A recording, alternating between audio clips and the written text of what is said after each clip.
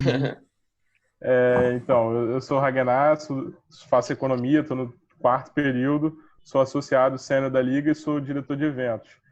A Liga é basicamente uma associação estudantil que a gente tem foco 100% em aprender ferramentas voltadas para o mercado financeiro, e a gente faz isso fazendo grupo de estudo, produzindo conteúdo, artigo, clipping, realizando esse tipo de coisa, que é evento que é muito importante para a gente conseguir aproximar o universitário do mercado financeiro e participando de desafio. Assim, nós até vimos que você estava na banca lá do Constellation, estava assistindo, que eu estava participando também. Aham. E é uma coisa que a gente está 100% focado também, é bem importante para a gente aprender. Legal.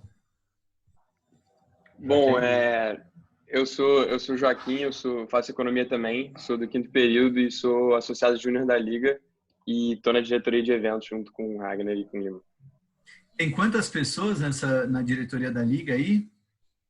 Nessa diretoria tem 5 pessoas, mas a gente está Uhum. organizado em mais diretorias. Ao todo, nós somos uns 25, se eu não me engano.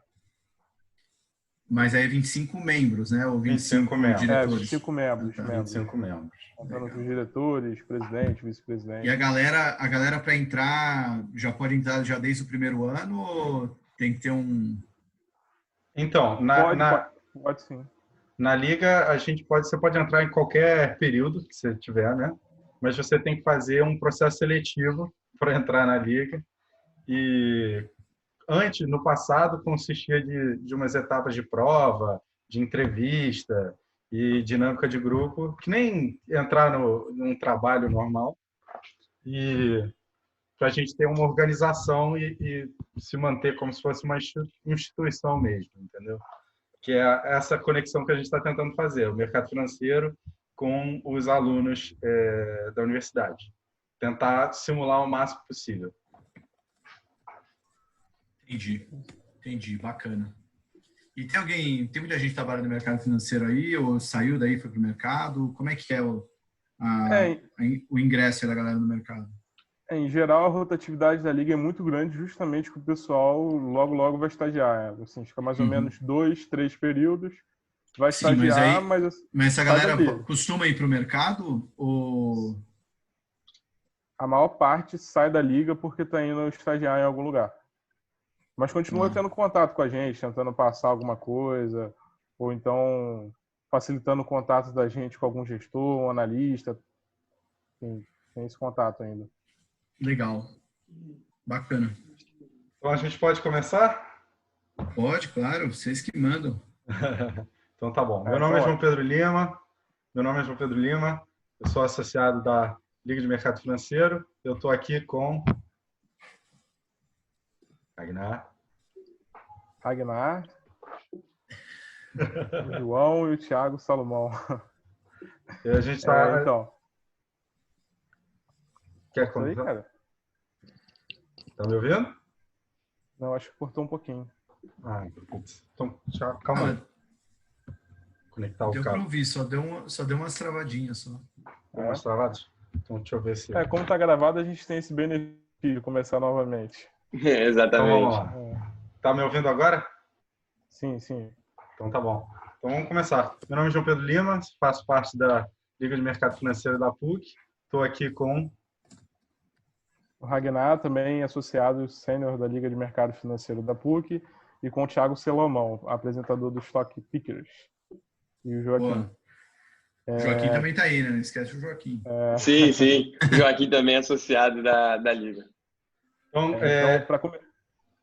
para começar, a gente gostaria de perguntar para você o que você olha quando você vai comprar uma ação e que horizonte de tempo você tem em mente. Bom, legal ter feito essa pergunta, porque já posso lembrar a galera que, além de fazer o Stock Pickers, eu também sou analista de investimentos, então a gente trabalha também, não é só podcast que a gente faz.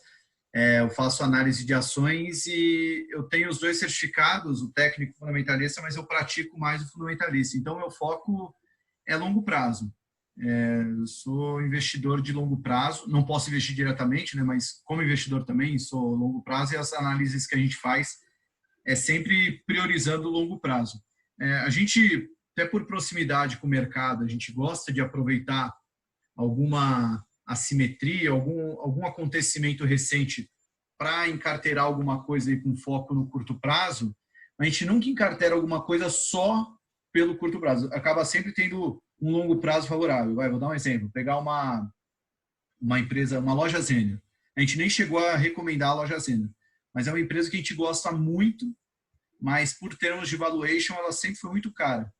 E nessa crise agora, em fevereiro, março, principalmente março, ela caiu muito. Então, ela ficou num valuation interessante que, talvez não é a empresa que eu teria na carteira, porque acho que ela já sempre foi muito bem precificada, mas ela abriu uma oportunidade ali para quem queria comprar uma ação de qualidade no curto prazo. Uma ação de qualidade para longo prazo que abriu uma oportunidade de curto prazo. Mas respondendo mais diretamente sua pergunta, nossas análises são sempre bem mais focadas para longo prazo. Assim, olhando, é difícil a gente mudar uma tese de investimento com base em um resultado trimestral. Assim, é sempre algo muito mais gradual. Assim, a gente vai acompanhando o filme mesmo e não só a fotografia do trimestre a trimestre. Você falou que você era analista técnico e fundamentalista, não é? Uhum. Conta para a gente um pouco como que você chegou a ser analista, conta um pouco da sua história para a gente. Tá, legal. Eu comecei no mercado em 2008, eu comecei a investir e comecei a trabalhar num fundo de investimento, no back-office mesmo do fundo. Era um ano de crise, então foi um aprendizado legal, porém rápido, né? Porque eu entrei em agosto, a crise explodiu ali, agosto não, foi setembro. A crise estava lá no olho do furacão, outubro, novembro, dezembro, as coisas foram piorando, 30 de dezembro fui mandado para casa, 29 de dezembro. 29 de dezembro fui mandado para casa e sem prazo para voltar.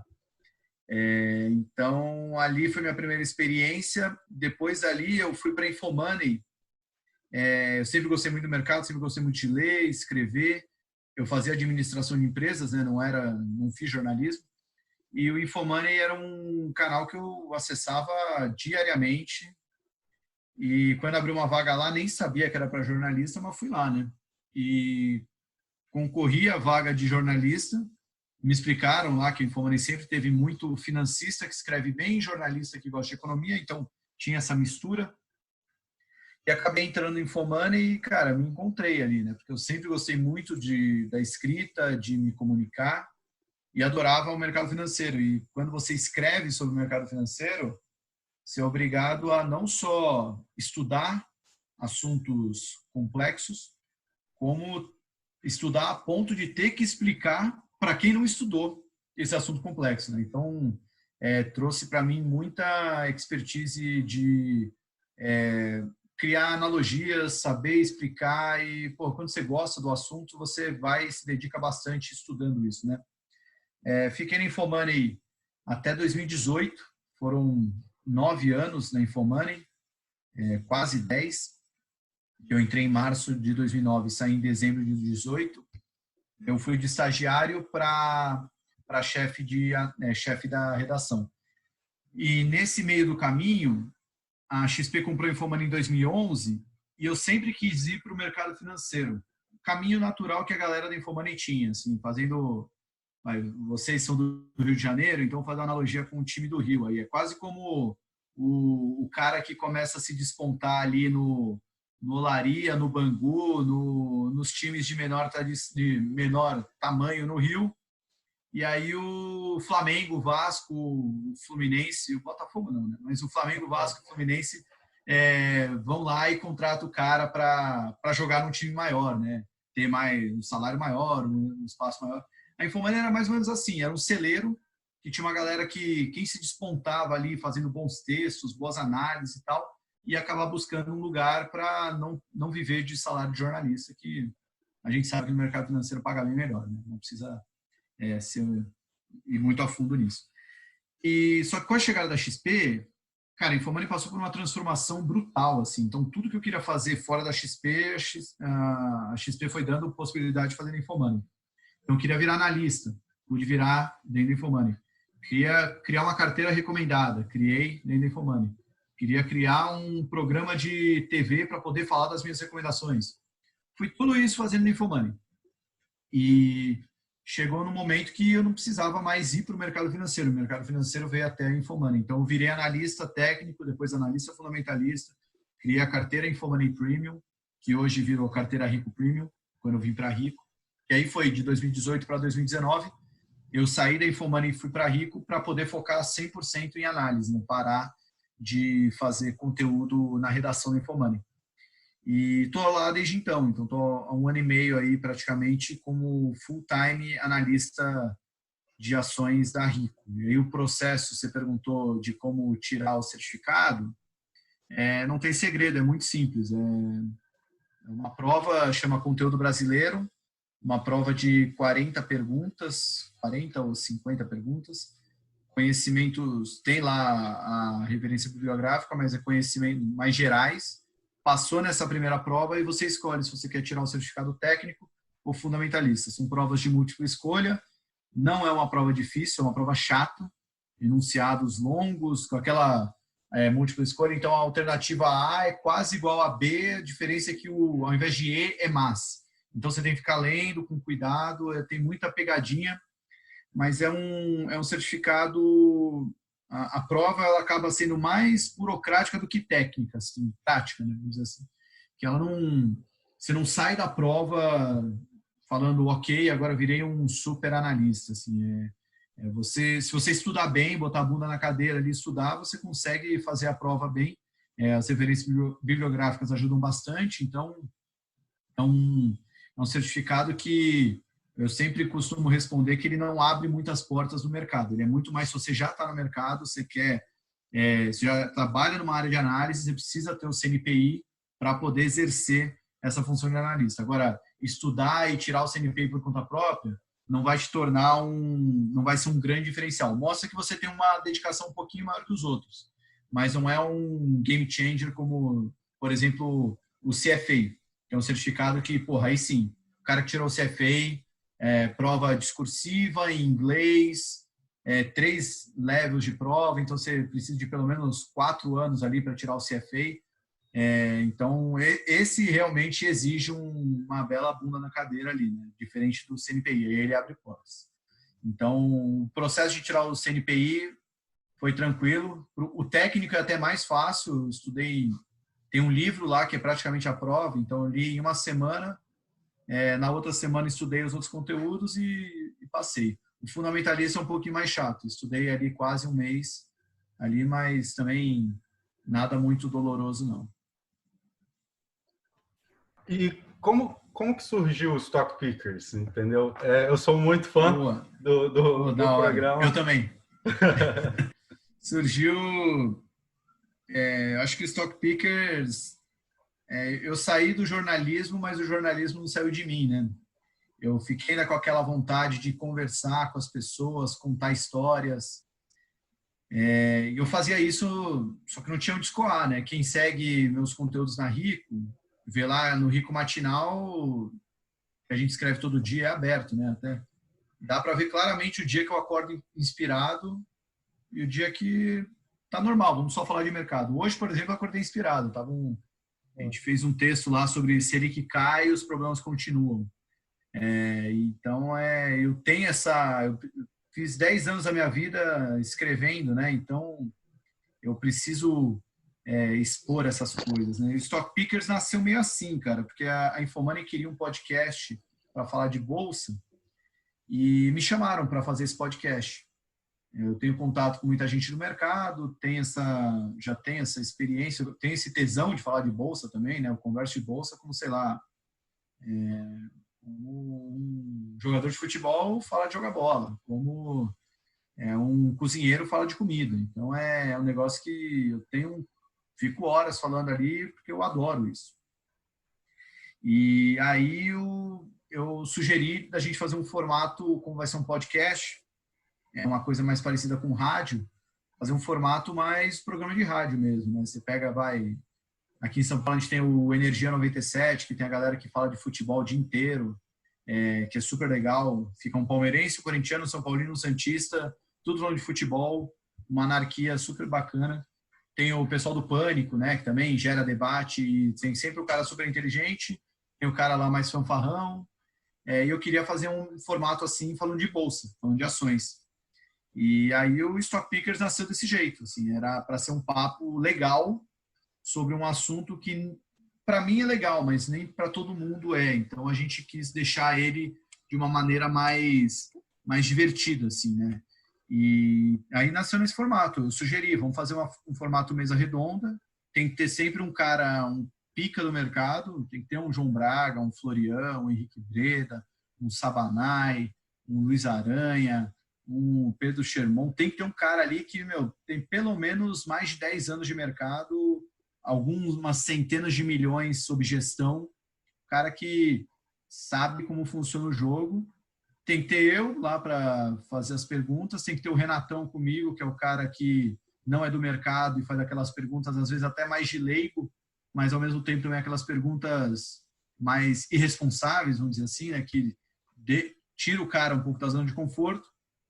E assim nasceu o formato, né? E sempre tem uma quarta pessoa, pelo menos, né? Aí tem o Mateuzinho, o Colasso, alguém da minha equipe lá que participa, mas aí nasceu desse jeito. A ideia era ser muito mais divertido do que dar certo, mas acabou dando muito certo, né? Não à toa, a gente está até com planos de transformar o Stock Pickers em algo maior, né? Só em números, ele já está com mais de 110 mil seguidores no Instagram. A gente criou o Instagram em julho. Ele já está com mais de 300 mil ouvintes únicos por mês, né? Ouvintes diferentes. Agora a gente está com canal no YouTube, está com uma lista no Telegram e cada coisa que a gente vai tocando, ele vai crescendo, né? E nasceu com essa essência de ser o hub ali, a galera que quer saber do mercado vai usar o Stock Pickers para se conectar com a galera que sabe bastante do mercado. É bem legal, a gente acompanha e gosta muito. Assim, seria até um prazer muito grande se qualquer dia fazermos juntos, quem sabe. Pô, fazer junto, vocês têm que sair daí pro mercado, né? Quero ver vocês gerindo a carteira Ragnar Investimentos aí você pode... com certeza. Não, mas a gente também, a gente gosta de, mesmo que não seja para ser entrevistado, a gente gosta de colocar uma plateia de vez em quando. Se acharem que é válido, a gente pode fazer alguma coisa assim. Acho que seria bacana. Assim, mas mudando um pouquinho de assunto, a gente estava pensando, assim, você é analista técnico e fundamentalista, assim. Como é que você concilia essas duas perspectivas? E, assim, para tempos como o de agora, a crise que a gente está vivendo, qual delas se torna mais relevante ou não tem essa questão? Olha, eu tenho as duas. Eu faço mais 90-10. 90% eu sou fundamentalista, 10% técnico. O que eu uso de análise técnica, na verdade, é muito mais olhar o gráfico. Eu não fico lá traçando o ombro, cabeça, ombro, buscando o bebê abandonado, todos aqueles nomes lá que tem de figuras gráficas. Mas o gráfico, ele é a melhor maneira de você identificar como é que está o sentimento dos investidores para determinada ação. Porque se você vê uma ação que teve, sei lá, faz todo o estudo lá de valuation, faz as métricas e acha que a ação é excelente. Aí você abre o gráfico, vê que o papel subiu 40% em 20 dias. Você fala, porra, não dá para comprar um negócio desse. Não dá a menor vontade de comprar um negócio desse. Né? Porque todo esse estudo que eu fiz, alguém já fez 20 dias atrás e já comprou. Então, o gráfico, ele me dá muito mais o sentimento atual ali da ação. Né? Pensando que a ação é um paciente. A análise fundamentalista, ela vai ser todo o quadro, o histórico do paciente ali. Quanto que ele tem de gordura corporal, se ele tem diabetes, se ele tem não sei o que lá. A análise fundamentalista vai me dar tudo aquilo. E a análise técnica seria meio que o termômetro. Né? O cara pode ser um paciente ideal ali, mas puta, botei lá o termômetro, tá 40 graus de febre. Não é hora, né? Já vamos tratar ele primeiro aqui. Então, a análise técnica eu uso para essas coisas mais rápidas ali, né? Aqueles diagnósticos que talvez não vai mudar, talvez vá mudar da noite para o dia, a análise técnica meio que mostra isso, né? Por mais que o cara seja saudável há 5 anos, os gráficos podem mostrar que ele não está tão saudável assim nas últimas semanas. Mas aí nos dias de hoje eu acho que a análise técnica, como eu mesmo disse, ela mostra muito o sentimento do investidor. O mercado por muitos dias, perdeu totalmente sua funcionalidade, né? O mercado caía sem nenhum fundamento, a galera estava agindo muito mais por emoção do que pela razão, né? Nessa hora fica difícil você fazer algum desenho gráfico, né? Porque o gráfico ele vai te ajudar a entender o que pode acontecer no futuro com base no que já aconteceu no passado. Só que o que aconteceu agora jamais aconteceu antes. Então, o gráfico, ele por vezes fica arriscado, né, no curto prazo. Até porque, para operar gráfico, você vai pegar movimentos mais curtos, né? Você não faz uma análise técnica para ganhar 100% numa ação, né? Você faz para ganhar lá 5, 10, 20%.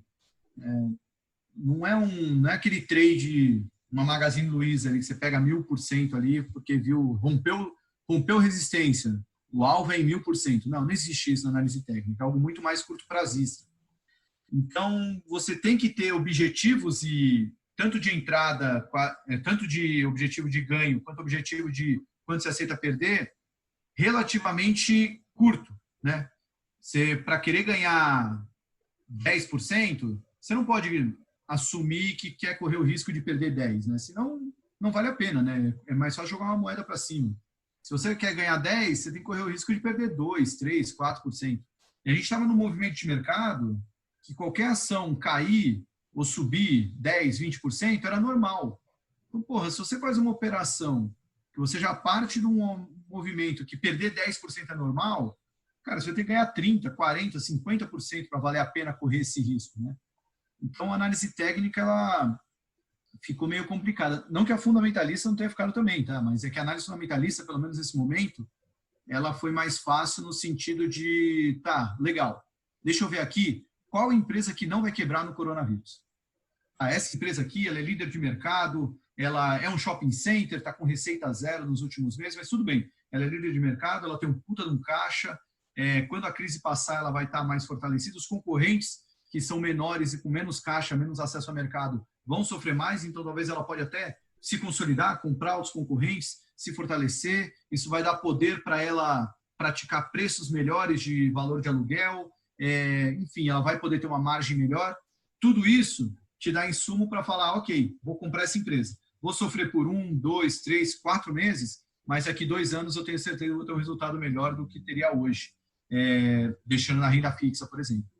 Então, a análise fundamentalista, ela pelo menos te dá um insumo, vamos dizer, mais racional, né? Porque no curto prazo a emoção falou muito alto, então você pode acabar buscando coisas mais racionais no longo prazo.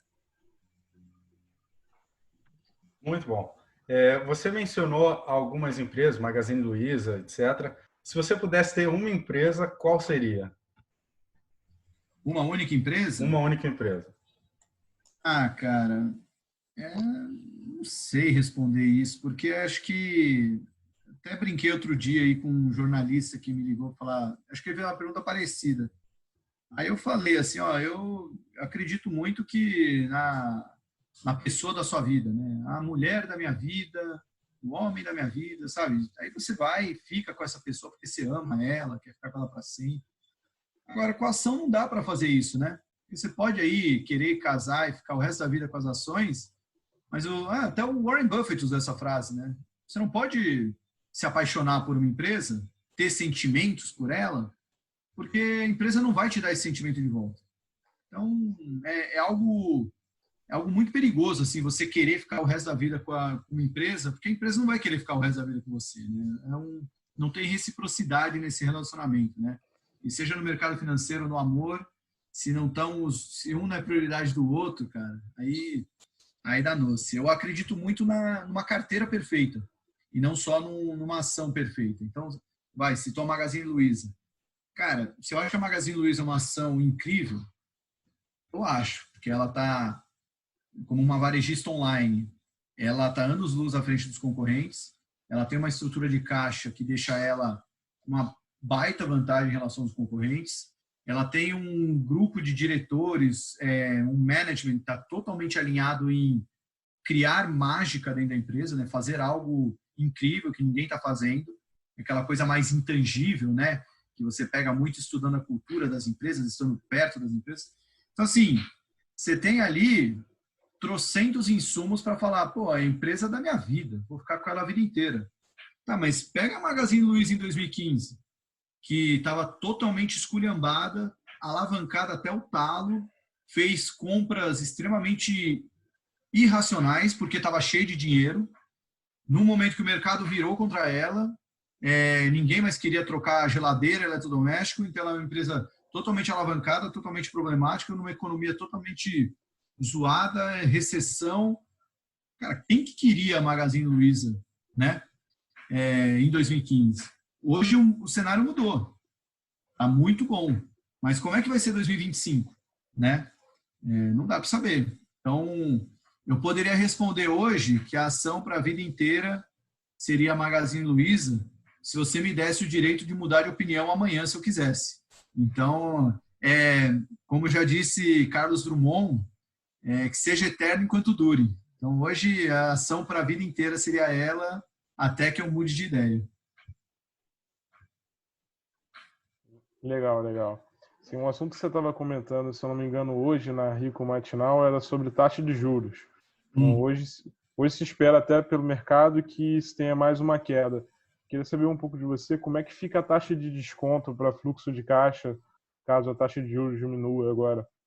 É uma boa pergunta, eu até expliquei isso aí lá, né, que uma questão aritmética bem simples, né, como é que isso conversa com a ação, né, porque muita gente fica, porra, a Petrobras está R$10, agora está 15, está 20, o que que significa esses R$20, né?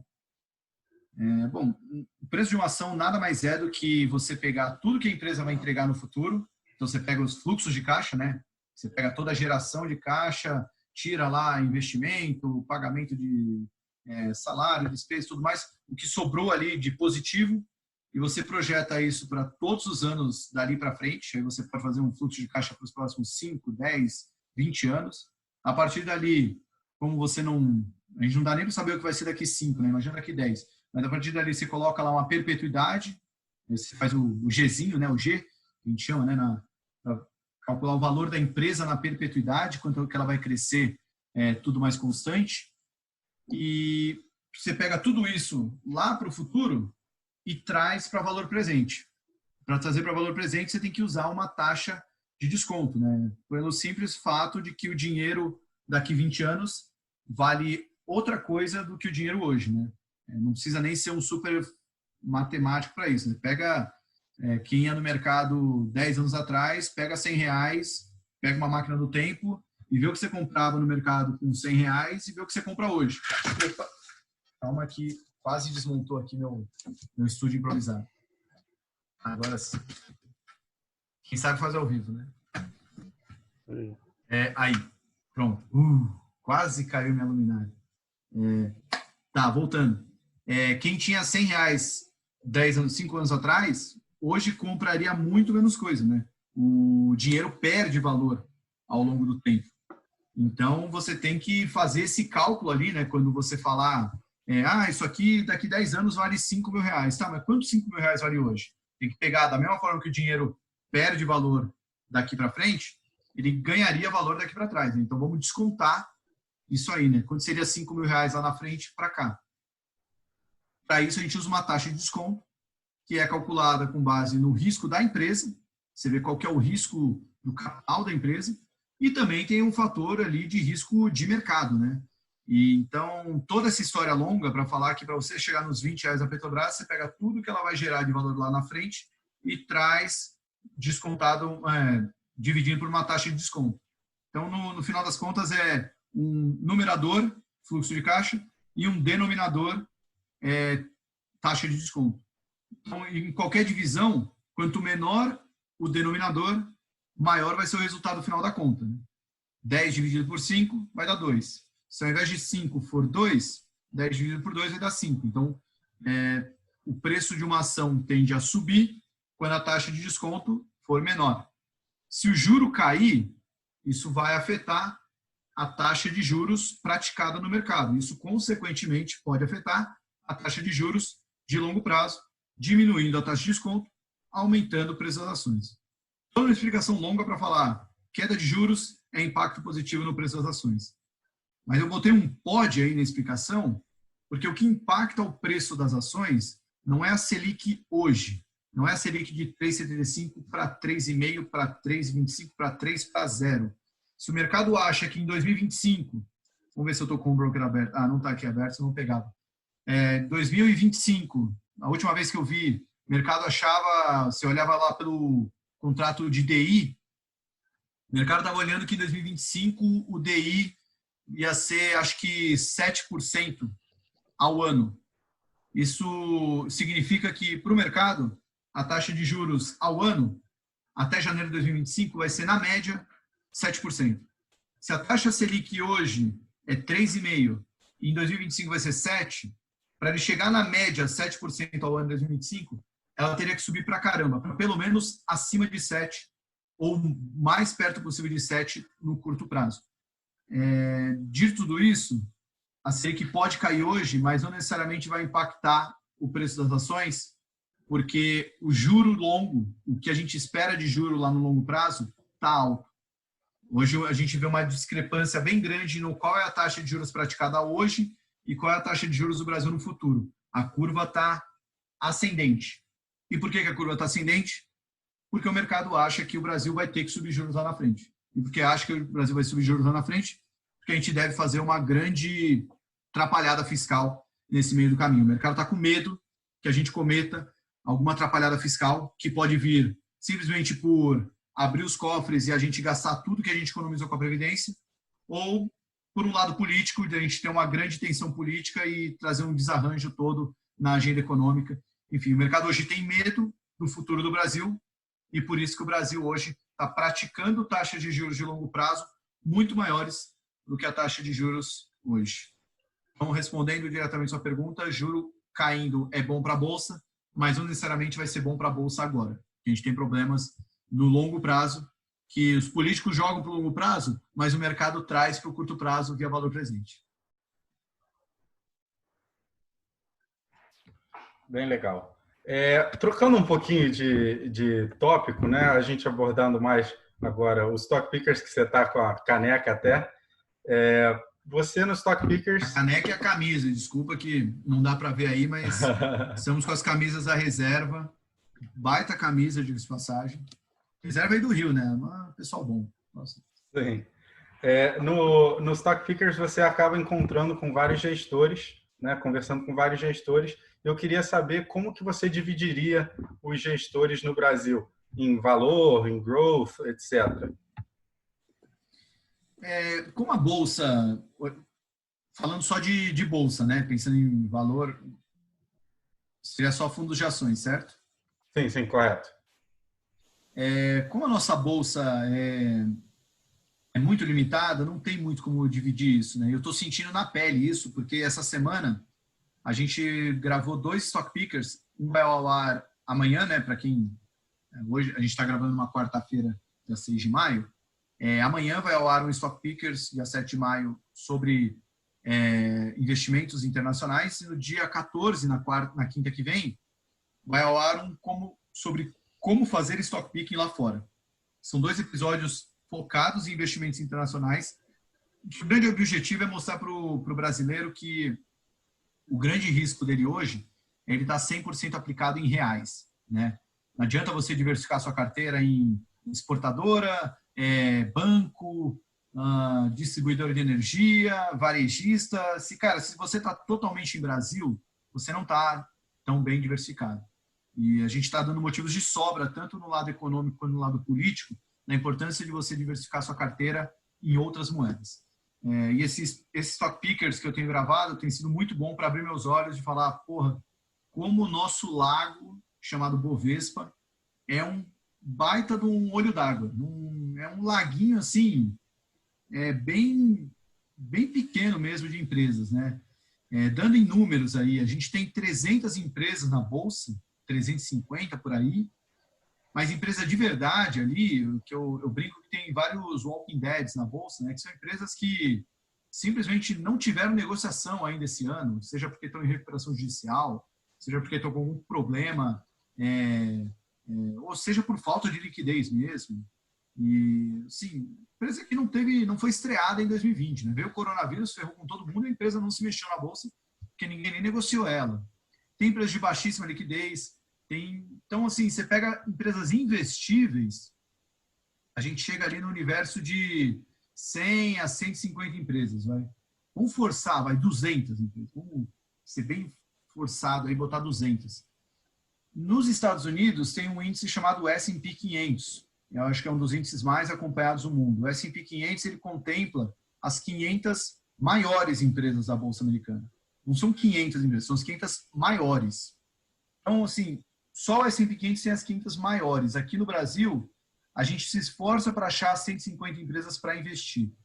Então, é muito difícil você fazer essa segmentação por velho, tipo, ter um gestor que é só velho, gestor de valor, né, só growth. Porque aqui, o que seria growth no Brasil? Magazine Luiza, Banco Inter, que mais? Fica difícil você fazer uma baita carteira, né? Da mesma forma que fica difícil, por exemplo, ter uma carteira setorial. Não, eu invisto em empresas de bebidas. Pô, você investe na Ambev. Nos Estados Unidos tem 10, 15 empresas de bebidas. Aqui é Ambev. Ah, não, eu invisto em empresas que fazem transação de ativos, né? Transação de... então você investe na B3. Não, eu invisto em adquirência, Cielo. Invisto em petrolífera, Petrobras e, se forçar a barra, uma PetroRio. Então, aqui, a gente tem... Ainda é muito pequeno o mercado, né? E se você acabar se nichando muito, você vai ser um especialista de poucas empresas. É quase como um professor de húngaro, né? Pô, se você não vai para a Hungria, para que você vai falar húngaro, né? Pô, não tem nada de utilidade, né? Você falar húngaro, não tem um país do mundo fala húngaro que não seja a Hungria, não tem a menor utilidade, né?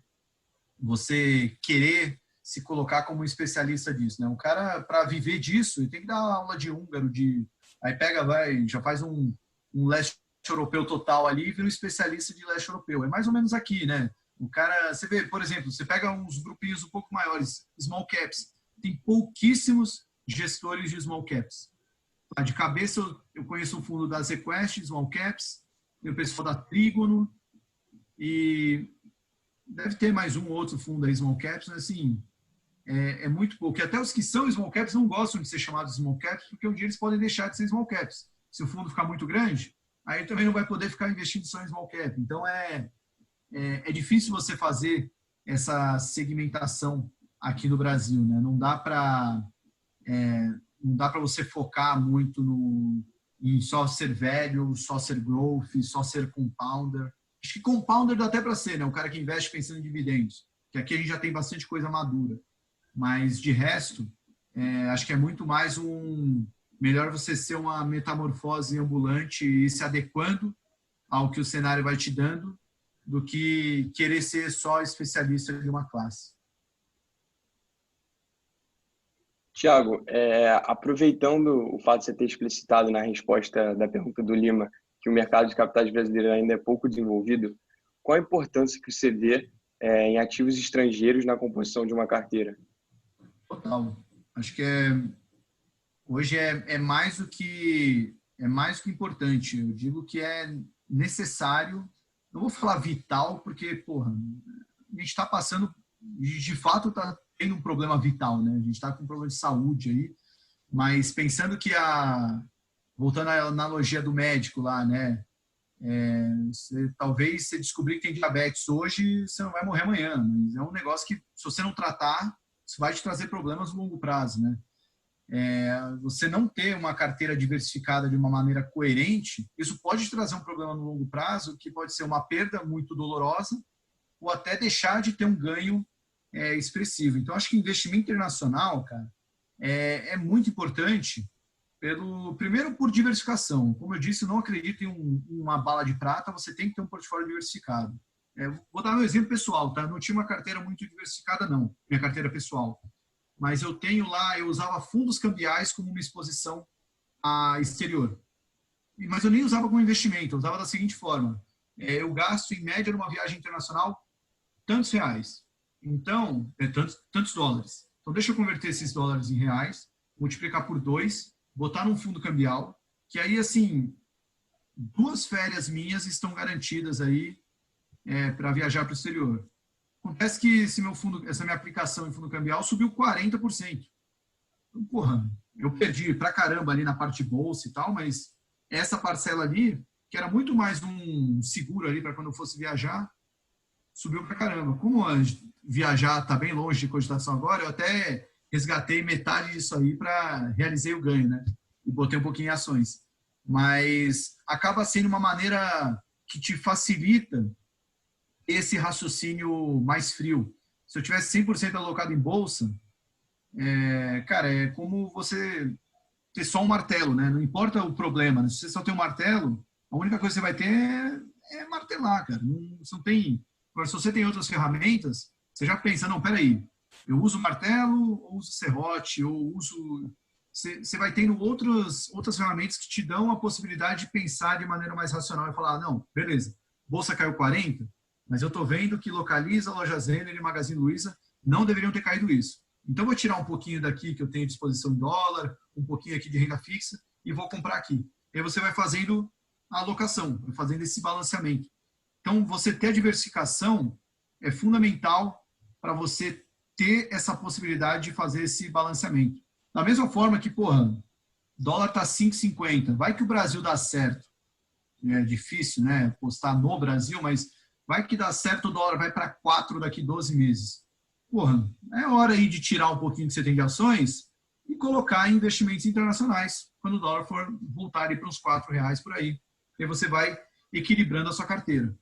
Então, assim, acho fundamental. Antes, era até compreensível neguinho falar, porra, mas não tem como investir em internacional. É só para investidor qualificado, eu não tenho R$1 milhão, então não dá. Pô, mas agora dá, cara. Falei de fundo cambial, não é um investimento, o melhor investimento para isso, né? Porque você está simplesmente comprando dólar, é o euro, né? Depende do fundo cambial que você comprar. Mas hoje você tem os ETFs do S&P, o IVVB11, o SPX11, que replica a carteira do S&P e acompanha o dólar. Então, vai, grosso modo, bolsa americana subiu 1, dólar subiu 1 ante o real, você ganhou 2%. Então, você tem ali uma exposição a dólar e uma exposição à bolsa americana. Você já consegue diversificar sua carteira com um investimento baixo. Mas, assim, o da hora mesmo são os fundos. Quando vocês ouvirem, vocês que gostam de Stock Pickers, vocês vão ver. Mas quando vocês ouvirem o episódio que vai ao ar amanhã, o cara do Morgan Stanley e o cara da Wellington, são, assim, eu até apresentei como o Real Madrid e Barcelona do mercado de fundos, que são 2 dos melhores fundos de ações globais do mundo. Assim, não é exagero. Assim, o que os caras entregam é absurdo. Assim, e é stock picking na veia. Assim, os caras pescam num lago de 5.000 empresas e tem 30 ações na carteira. Então, assim, é ultra concentrado. Né? Você escolher 30 entre 5.000, você tem que ser muito assertivo. Né? Aqui no Brasil, em média, os gestores têm 15 a 20 ações. Mas isso dentro de um Ibovespa que tem 60 empresas. Né? Então, ele vai... Vamos aumentar para 100, né? Pega o IBRX. De cada 100 ações, ele compra 15. O nosso amigo aí que tem 30 de 5.000, pô, eu nem sei fazer essa conta. O cara compra 0,1 ações ali de cada 100, sabe? É um número bem mais assertivo ali. O cara realmente quer acertar o olho da mosca ali. E acerta. Perfeito.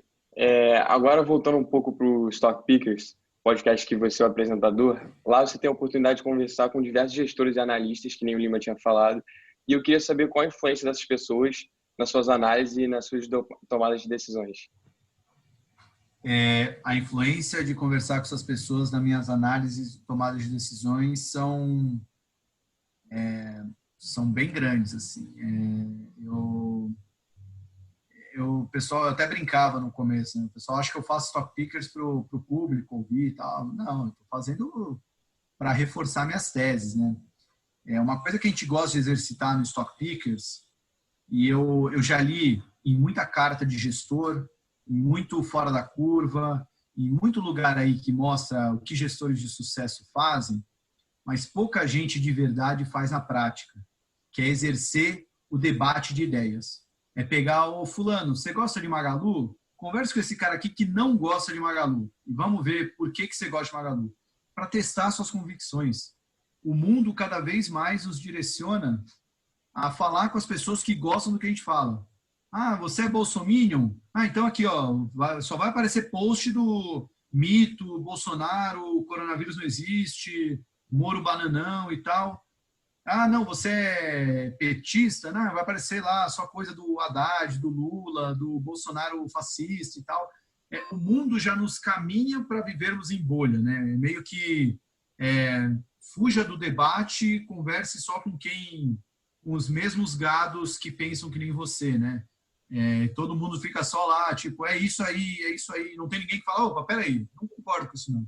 Cara, a coisa mais valiosa que tem no mercado é você promover esses debates. Não tem como você validar uma tese sua se tudo que você fala, o cara que está do seu lado fala concordo. Então, assim, eu gosto muito do Stock Pickers para validar essas nossas ideias. Um exemplo claro, isso foi antes do Stock Pickers, mas vale muito a pena contar. Em 2017 ou 18, 17. Eu era lá, segundo semestre de 2017, a Magazine Luiza estava ali, já tinha dado muita coisa e começou a ter lá uma indefinição, se ia subir mais ou não, muita gente falando que estava cara. E eu, na época, era o analista da Infomoney. E eu sentei numa sala que as corretoras do Grupo XP estavam atualizando a carteira. Então, estava toda a equipe de análise da XP, estava a equipe de análise da Rico, na época era o Mateuzinho e o Roberto Indec, e estava o João Braga, o gestor da XP Asset. A Rico tinha B2W na carteira, a XP tinha B2W na carteira, o Braga tinha B2W no fundo. Até porque a maior posição do fundo da XP na época era lojas americanas, B2W ia um pouco nisso. Ninguém tinha Magazine Luiza na carteira, só eu. Eu gostava já muito de Magazine Luiza. Mas assim, tô lá na reunião, vou ficar quieto na minha, né? Quem sou eu, perto do Braga, da XP e tal, para discutir alguma coisa?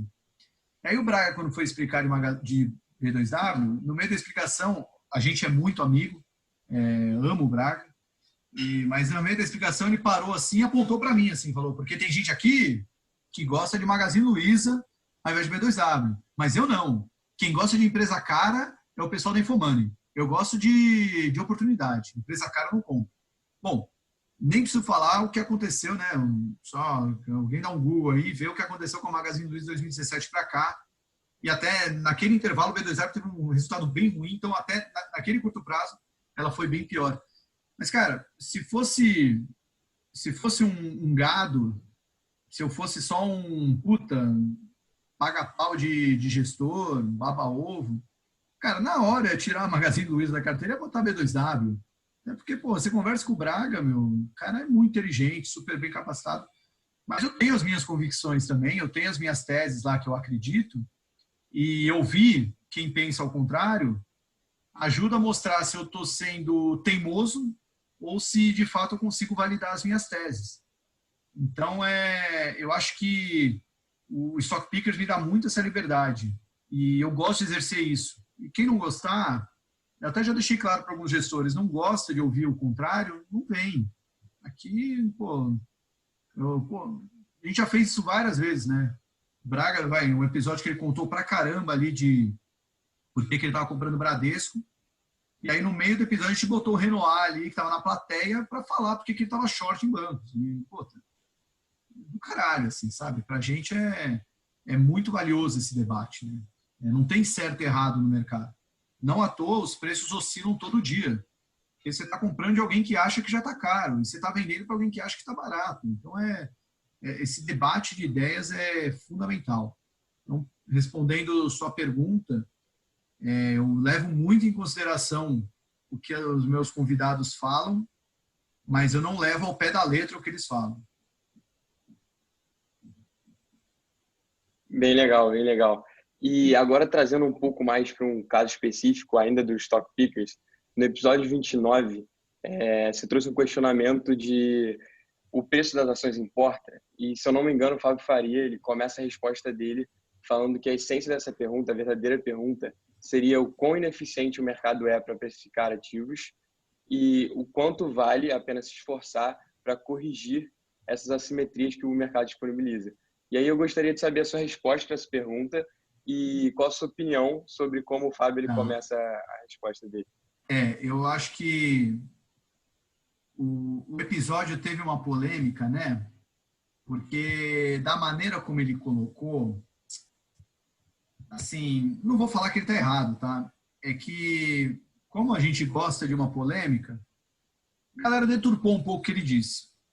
Assim, no raciocínio dele, faz muito sentido você comprar se você tem um horizonte de longuíssimo prazo e só quer receber dividendo e tudo mais. E, sabe, todo aquele racional dele bem longo prazista, que tudo isso se resume à ideia de que preço não importa. Mas é lógico que preço importa. Porque se preço não importasse, então pega a minha Magazine Luiza, que está R$50, e paga 100 nela. Paga 200.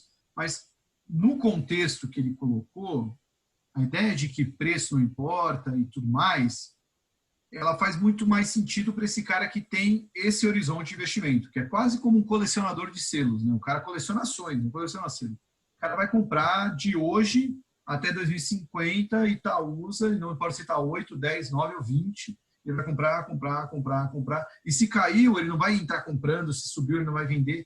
É um investidor muito mais passivo, né? Que ele está simplesmente montando um colchão de dinheiro para ir ganhando dividendo em cima disso. Ele não quer se beneficiar das assimetrias de mercado. O que é muito diferente do trabalho do Braga e do Breda, que estavam lá, né? Para eles, o preço sim importa. Tipo, eu odeio via varejo. Não eu, tá? Não estou dizendo que eu odeio, mas sim, vamos supor que eu odeio via varejo. Mas a R$1, puta, R$1 eu gosto. Amo o Magazine Luiza. Mas a R$100 eu não gosto. Então, tudo tem seu preço no mercado.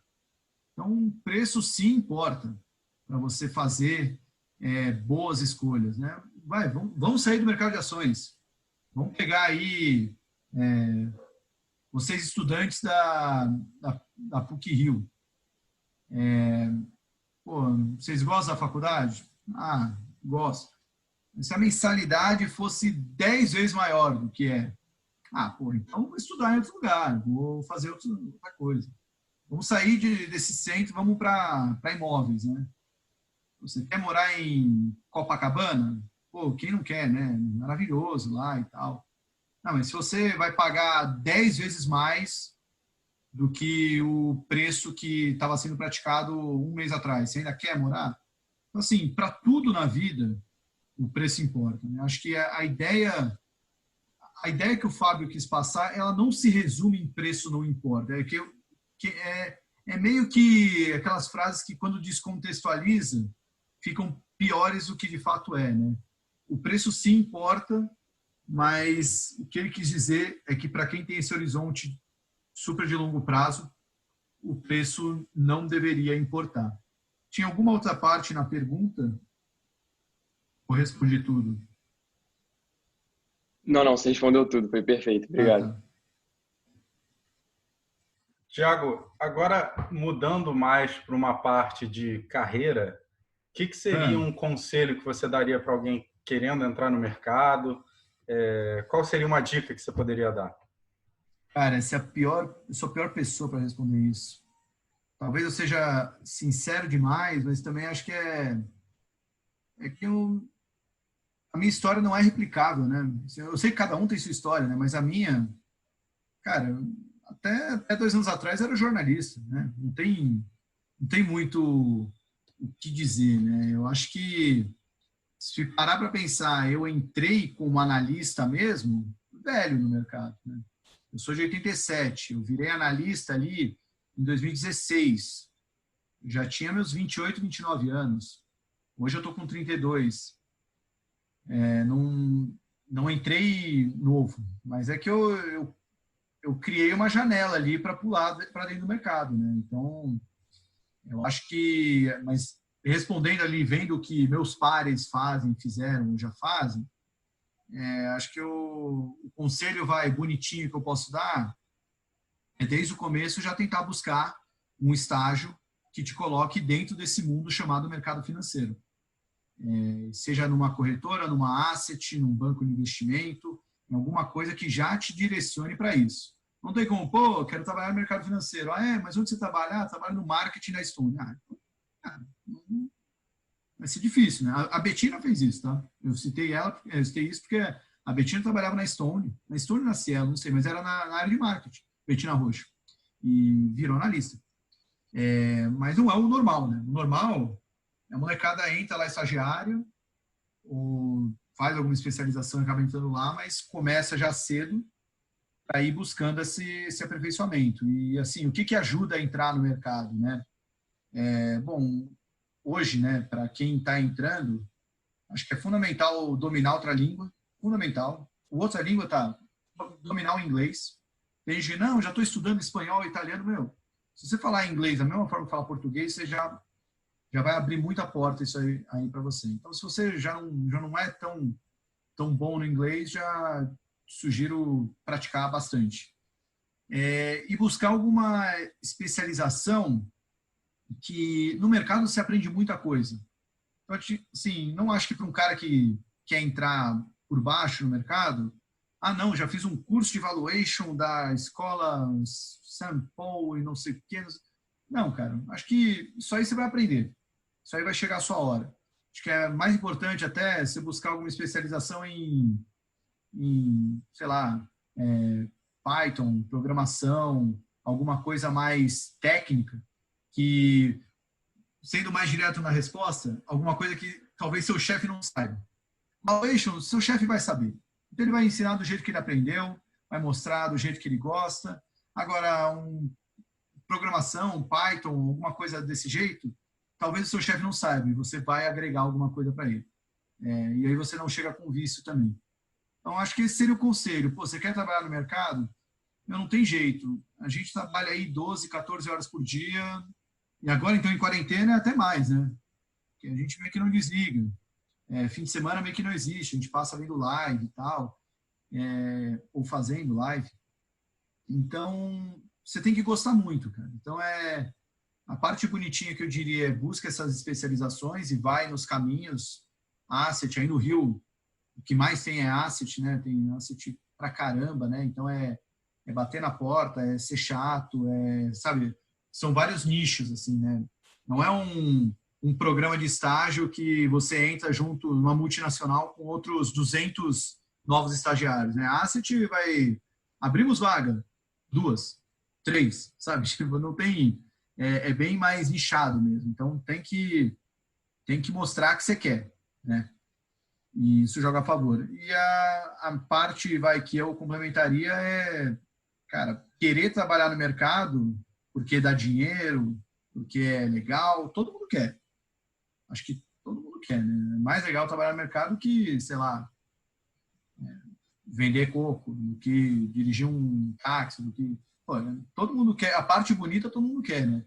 Mas o difícil, que é estudar muito, trabalhar muito, ser resiliente, todo dia, querer se destacar, querer estudar mais, querer entender mais. É um trabalho constante e eterno de aprendizado e lembrar que você sempre vai ser um ignorante do assunto. Você tem que estudar o tempo todo. Então, assim, só quem tem muito tesão por isso que vai fazer isso aí com vontade, né? E, Thiago, para finalizar, a gente gostaria de umas indicações de livros. Vou imaginar assim, todo mundo aqui já é meio... já está meio dentro do mercado, mas eu vou recomendar o livro que... Vou falar mais de um, porque eu já falei várias vezes esse livro em outras lives, não quero ser repetitivo. O livro que me fez abrir os olhos para o mercado financeiro se chama Pai Rico, Pai Pobre. É um livro que talvez para vocês, que já estão vivendo um pouco do mercado, vai ler e vai falar, puta, que leitura meio bosta, né? Tipo, já sei tudo isso. Mas para mim, assim, foi o mind-blowing na minha adolescência, ali, nos 18, 19 anos, que eu li e falei, caramba, cara, como eu tô errado nessa corrida dos ratos aí, como eu tô mal posicionado, como eu não tenho a menor noção do que eu faço com o dinheiro, como fazer o dinheiro trabalhar para mim. Tô errado, cara, tô muito errado. Aquele livro, aprendi muito com aquele livro. Então, assim, para quem tá ouvindo esse papo, mas não sabe nem o que é um CDB, lê Pai Rico, Pai Pobre. Antes de ouvir Stock Picker, antes de tudo, lê o Pai Rico, Pai Pobre. Ainda é uma leitura boa, é legal. Ali tem um romancezinho junto, assim, não é tão técnico o livro. Em uma semana aí dá para matar o livro rapidinho. A partir daí, aí vai de onde o cara quer se especializar, né? A Bíblia que todo mundo lê é O Investidor Inteligente, do Benjamin Graham. É uma leitura meio chata, mas acho que vale a pena. Eu tive um professor de filosofia que falava que se você não precisa ler mais do que depois da página 150. Se o autor não conseguiu falar tudo que queria falar até a página 150, passa e vai para outro livro, porque não é depois da página 150 que ele vai falar isso. Não acho que isso se aplica a todos os livros, mas ali depois da página 150 você pode ler um pouquinho mais rápido o livro, você pode ir pulando alguns capítulos e tal, mas acho que é uma leitura obrigatória, porque é um livro que foi escrito no começo do século passado até hoje é usado como Bíblia. Olha quanta coisa aconteceu no mercado de lá para cá e ainda assim ele é usado como referência para muita coisa. Então é uma leitura que eu recomendo. The Most Important Thing é um livro pequeno, mas é em inglês. Tem a tradução em português, mas traduziram, sei lá, chamaram a galera lá que faz traduz nome de filme americano, sabe? Que aquelas coisas completamente nada a ver. Não ficou legal. Então a leitura em inglês é melhor. Do Howard Marks, um cara ainda está vivo, né? Diferente de Benjamin Graham. E está super presente. Puta, é aula também. Acho que é um livro muito bom. Livro técnico, pô, se eu tivesse com a minha biblioteca ali ficava mais fácil, mas tem alguns livros aí mais de valuation. Tem um próprio livro chamado Valuation, da McKinsey, que é muito bom. Tem um livro de um brasileiro, Alexandre Póvoa, também ele faz um livro de valuation bem legal. Aí é para quem quer saber um pouquinho mais técnico assim, das coisas. Que mais? Livro de investimento. Cara, eu não sou tão profundo assim nos livros de investimento, porque não tem tantos livros assim, né? Acho que tem esse Zoconcura aí, né? O The Most Important Thing, Investidor Inteligente, mas o resto, cada um vai te mostrando uma coisinha que, para quem não sabe nada, já vai aprender muito com qualquer um deles. Para quem já sabe bastante, só vai pegar uma coisinha a mais, assim. Eu acho que as leituras fundamentais ali estão mais ali no The Most Important Thing e no Investidor Inteligente. Acho que esses são, pelo menos, nem que seja só para falar que leu, tá ligado? Tipo, não, eu li sim e tal. Você, pelo menos, já sai bem nisso, né? Porque eu acho que as outras leituras são muito mais complementares, né? Você pega, por exemplo, uma leitura recente que eu fiz, Os Princípios, do Ray Dalio. Porra, puta de uma leitura deliciosa, assim. Não vai te ensinar nada sobre valuation, sobre como comprar uma ação, mas você vai pegar ali vários insights de um cara que ganhou dinheiro pra caramba. E a leitura que está na fila aí, que eu não comecei ainda, que é o... esqueci o nome. É livro da biografia do Jim Simmons, ou Jim Simons, não sei o nome dele, mas é do fundo Medallion, que é o fundo quant mais foda do mundo, aí, que há vários anos entrega uma rentabilidade de 40% ao ano, assim, um negócio absurdo. Alguma coisa de... The Man Who Beats the Market, The Man Who Sold the Market, alguma coisa assim, que também é incrível. Acho que essas leituras complementares são mais legais até do que ficar indo numa leitura super técnica assim, no mercado. Legal, Thiago. Agradecemos demais a oportunidade que você deu de conversar com você. Para a gente foi muito enriquecedor. Espero que possa acontecer mais vezes. Obrigado mesmo.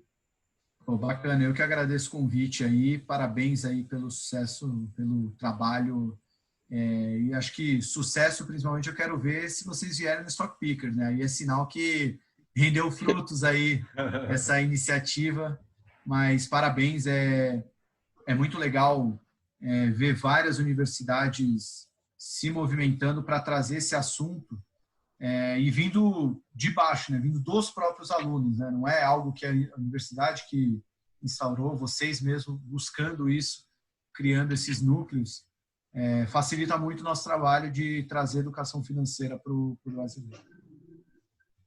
Certo. Obrigado, Thiago. Prazer. Muito obrigado, Thiago. Valeu, Joaquim. Valeu, João. Valeu, Rainer. Valeu. Um abraço. Obrigado. Tchau, tchau. Tchau, tchau. Muito gente fina.